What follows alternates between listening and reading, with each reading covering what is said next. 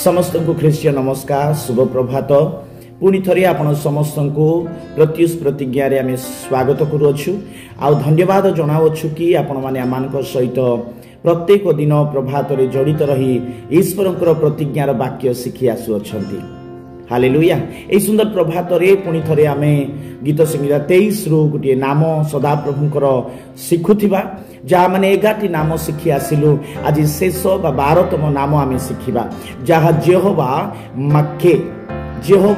माके किबा जेहोवा नाका जार अर्थ सदा प्रभु आघातकारी the Lord who strikes. ए जो नाम आमे जिजिकल पुस्तक तार 7 पर्वर 9 पदरे आमे पाई परिबा।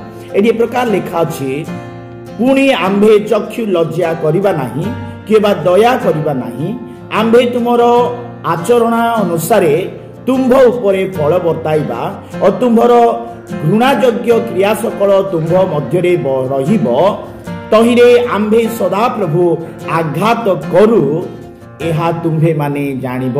हालेलुया। सदा प्रभु आघातकारी से प्रेमकारी अटंती दयाकारी अटंती क्षमाकारी अटंती अनुग्रहकारी अटंती क्रोधरे धीरकारी अटंती तत्संगे संगे से आघातकारी मध्य अटंती। हालेलुया। सदा प्रभु परमेश्वरंकर नाम कॉइन रो गोटे पार्श्व ही आमे सब बेले शिखी आसुछु। आमे सेही शब्द सेही जो नाम गुडा को आमे बहुत भल पाऊ। प्रेममय प्रेमकारी दयाकारी अनुग्रहकारी कृपाकारी हंगने क्रोधरे धीरकारी एई नाम गुडा को आमे कोन करथाउ सुनिबा पाए आमे ग्रहण करिबा पाए बहुत पसंद करिथाउ किंतु भूली जिबा नाही कि सदा प्रभुंकर आउ गुडे नाम जहा कि आघातकारी से आघात मध्य करंती। बाइबल रे अनेक लोकन को से कोन करछंती आघात करिछंती तांगर क्रोध जेतोले आसी थाए तेनु करी एवरी पुस्तक रे मध्य लेखा अछि आंबे सदा प्रभु ग्रासकारी अग्नि स्वरूप परमेश्वर तेनु करी आमाने जागृत हेबा आमाने सचेतन होउथिबा आमे माने निजको सजाडुथिबा परमेश्वरंकर संतोषजनक कार्य करूथिबा कारण से ग्रासकारी अग्नि स्वरूप परमेश्वर अटंती।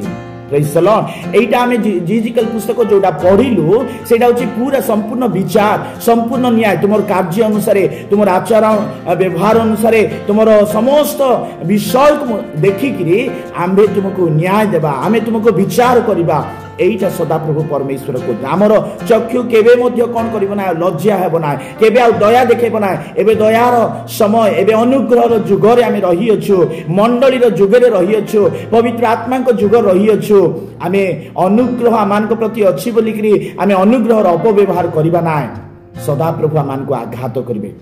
देखु जेतेबेले नियम सिंधुक अभिनादब घरे जेतेबेले थिला से माने समृद्ध हेले आशीर्वाद प्राप्त हेले तापरे दाऊद कोन करछंती नियम सिंधुक को से तांग राज्य मध्ये नै आसीबा पई इच्छा कले। एई समय रे आमे देखुछु कि ऊस कहिकरी जणे व्यक्ति से नियम सिंधुक जो सगड़ रे लदिकरी निया जाउची से सगड़ को टिके खाली छुई देला आ सेठी ही से कोन हेगला कचाड़ी करी से कोन हेगला मरी गला लेखा जे परमेश्वरंकर क्रोध उपस्थित हैला। आसंदाने पढ़िबा जहाँ 2 सामुएल 6 पर्वर 6 आउ 7 पद लेखा अछि आउ से माने नाखन नामक शस्य मर्दन स्थान रे उपस्थित हुअन्ते बलद माने अमणा हेबारु उस हस्त विस्तार करी परमेश्वरंकर सिंधुक धरिला सेतेबेले उस प्रति सदा प्रभुंकर क्रोध प्रज्वलित हैला एनु परमेश्वर ताहार भ्रम सकाशु ताहाको आघात करन्ते से ठारे परमेश्वरंक सिंधुक पाखरे मला। हालेलुया।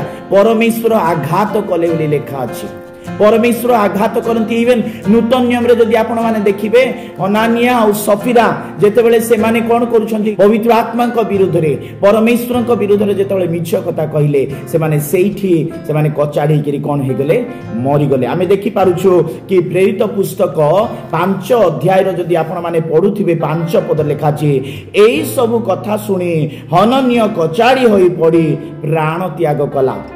पवित्र आत्मांकर शक्ति सेठारे भारी भाव कार्य करुला। परमेश्वर कौन कले सेठी हनन्या को आ सफीरा तांको स्त्री को मध्य कौन कले आघात कला। दुई जन गोटे दिन में से माने प्राण त्याग कले। आ भयंकर भय से समय कौन हो गला व्यापी गला। सेतिकी एका नाइ जेतेबेले आमे देखि पारुछु 12 पर्व प्रेरित पुस्तक रे जेतेबेले पीतर जेल घरे थिले याकूब को ऑलरेडी कौन करा गला बद्ध करा गला बा हत्या करा जाइतिला एई हेरोद राजा को द्वारा। परे परे कौन करा जाइछि कि पीतर को जेल घरे रखा जाइछि। सेही समय सब मंडली प्रार्थना करुथिले। रात्रि समय से प्रार्थना कले प्रभुंकर दूत आसिकी से कौन कले पीतर को सेठी मुक्त कले। जोटी प्रार्थना करथिले सेठी पीतर गले। परे आमे देखि पारुछु प्रभात समय राजा हेरोद कौन करूछंती कि तांके राजवस्त्र परिधान करी राजसिंहासन रे बसी जेतेबेले कथा कहउछंती लोक माने प्रशंसा कले ए तो मनुष्यर स्वर परि नाय ये तो दूत स्वर्गदूतर स्वर परि। हेरोद राजा मन में गर्भ आसला। से समय दूत आसला कौन कले आघात कले। जो कार्य से करथिले याकूब प्रति जो कार्य से पीतर प्रति करथिले प्रभु कौन कले तांकर दूत द्वारा से कौन कले हेरोद राजा को आघात कले। से भूमि रे पड़ी प्राण त्याग कला आ कीट गुडा को हेरोद राजा को खाइला बोले लिखा अछि। हालेलुया। परमेश्वर आघात जेतले करंती कोनोसी मेडिसिन कोनोसी डॉक्टर कोनोसी साइंटिस्ट से मानकर कोनोसी चिकित्सा मध्य काम देब ना। हालेलुया। आमे जागृत हेबा आमे सचेतन हेबा जेतेबेले विचार आसीबो एबे आमे अनुग्रह रे रही अछु आमे कोन करिबा ना अनुग्रह रो फायदा उठाइबा ना। आमे परमेश्वर को ठारे पवित्र जीवन यापन करिबा एइटा जानि रखिबा से प्रेमकारी अनुग्रहकारी दयामय क्षमामय से कृपामय मध्य अटंती आ तस संगे संगे से आघातकारी मध्य अटंती। से जेबे आघात करंती मो प्रिय भाई और भूणी माने केही मध्य सेठी रक्षा पाई परिबे नै। विचार दिन परे तांकर आघात लागिबो नरकरे समस्त को पका जीवो। विचार सेटा मध्य कोठु आरंभ हो जानिछंती पीतर पुस्तक जदि आपण माने पढुथिबे प्रथम पीतर तार 4:17 पद कारण ईश्वरंकर गृह ठारो आरंभ करी विचार करिबा समय उपस्थित।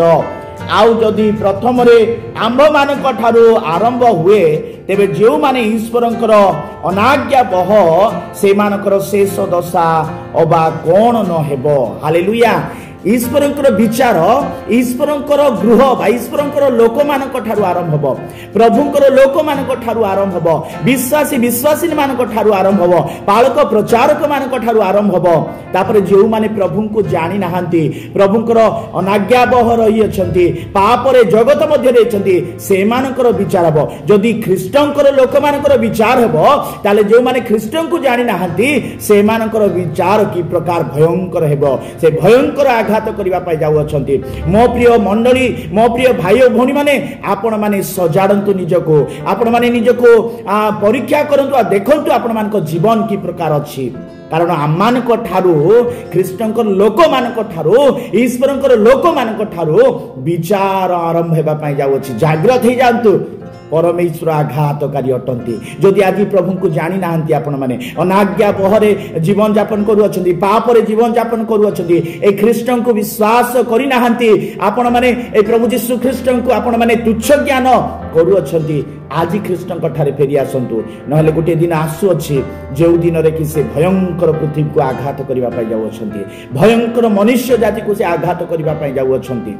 मो प्रिय भाई और भौणी माने आपण मानकर एई समय रही अछि एई समय रो सद्व्यवहार करंतु सुजोगर सद्व्यवहार करंतु प्रभु को ठारे फेरी आसंतु जो द्वारा से विचार ठारू आपण माने रक्षा पाउथिबे तांकर क्रोध ठारू आपण माने रक्षा पाउथिबे तांकर आघात ठारू आपण माने रक्षा पाउथिबे।